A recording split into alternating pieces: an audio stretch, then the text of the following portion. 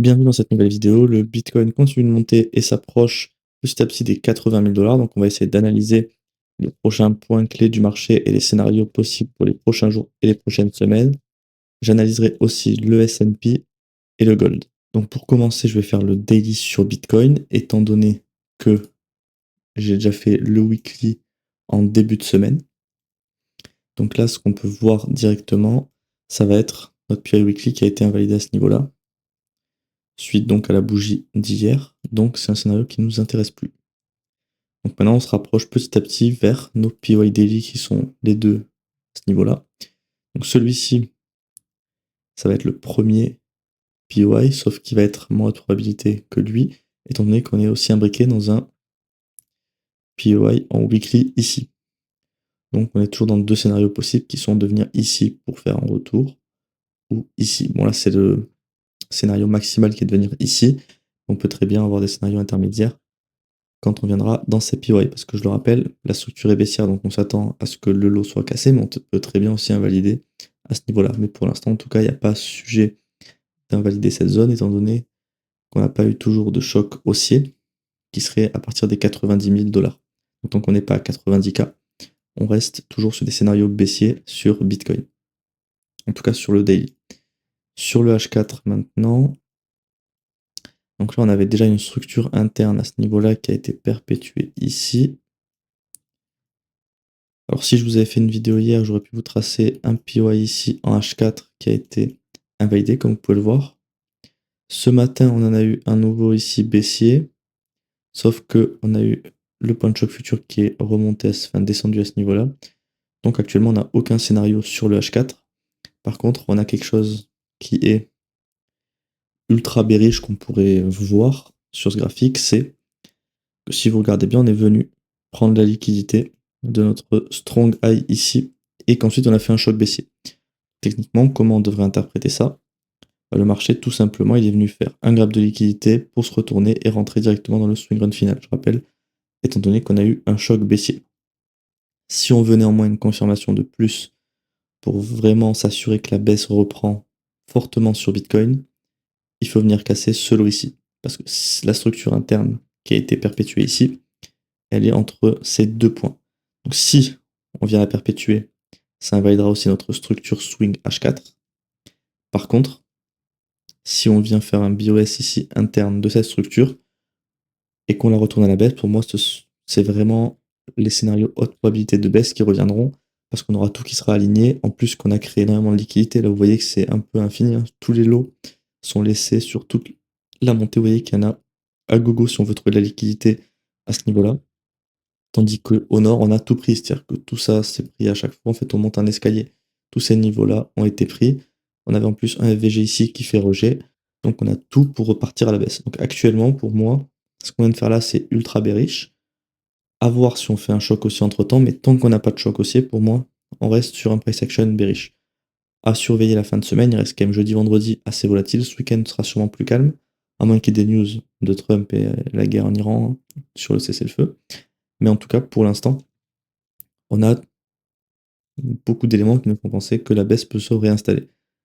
Mais comme j'ai dit, si on veut confirmer vraiment une rentrée en baisse durable, moi, il faut venir casser ce lot. C'est vraiment la zone à surveiller. Parce que potentiellement, ce choc-là, il est uniquement pour faciliter le swing pullback de cette structure interne haussière pour ensuite perpétuer à la hausse comme ceci. Donc voilà pour ce qui est de Bitcoin. Avant de continuer la vidéo, je vous rappelle que le mentorat est toujours disponible. Ça, c'est pour les personnes qui veulent vraiment apprendre et se former pour faire exactement la même chose que moi tous les jours sur les marchés.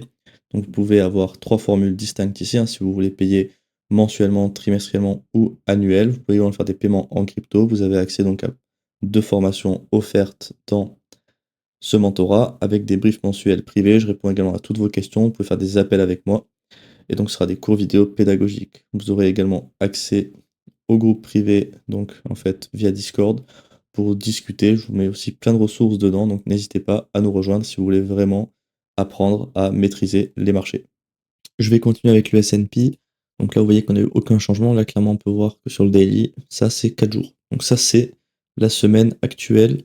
Clairement, il se passe rien. C'est-à-dire que la semaine actuelle n'arrive toujours pas à casser le haut de cette bougie ou le bas. Donc tant qu'on range dans cette bougie, on n'aura aucun scénario et aucune volatilité intéressante en daily. Là, on est toujours sur nos scénarios en fait qui sont dans ces deux POI. On a aussi un PI weekly ici qui donc serait une zone de rebond forte, mais ça nous ferait quand même une grosse baisse. Il y a peu de chances qu'on vienne mitigate cette zone-là. Ce qui est le plus probable, pardon, c'est qu'on vienne faire soit un petit rejet et qu'après on reparte, soit alors on va faire directement une prise de liquidité.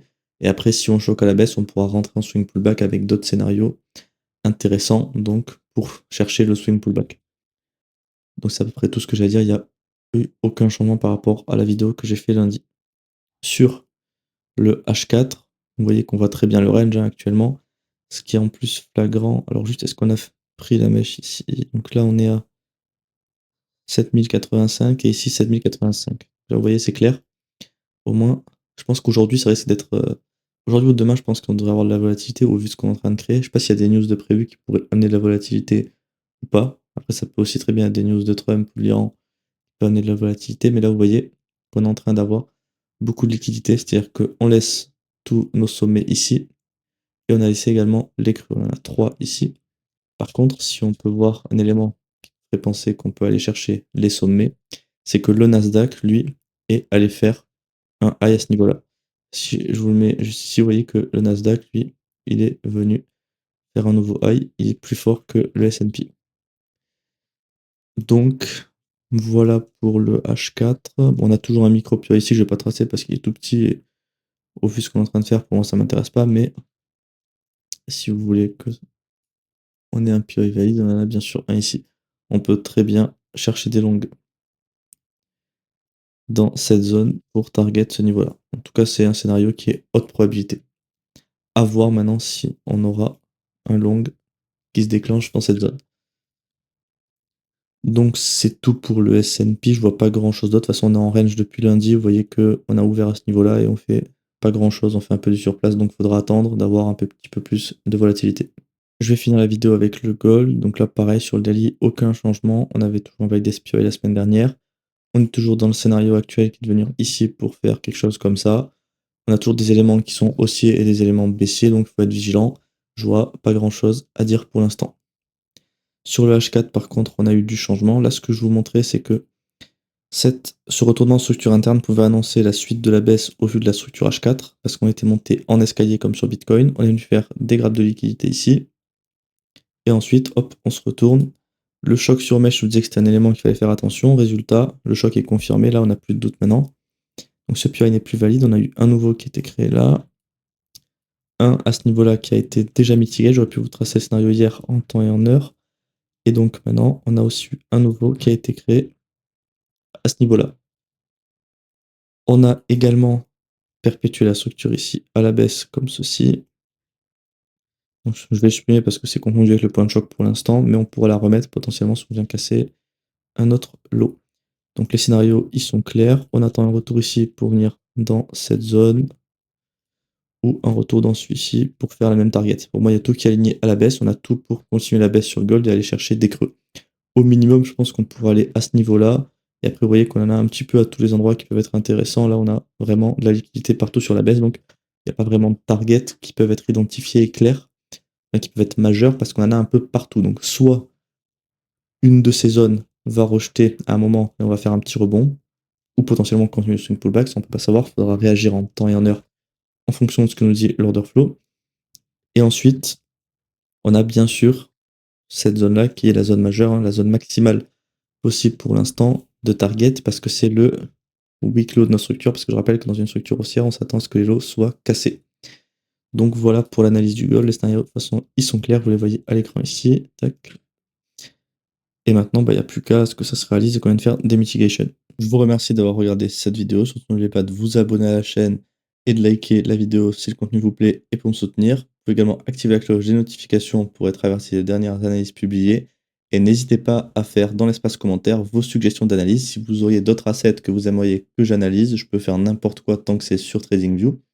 Et également, n'hésitez pas à me suggérer d'autres timeframes. Si vous voulez que je fasse des points mensuels ou intraday avec du M15, n'hésitez pas à me le mentionner dans l'espace commentaire.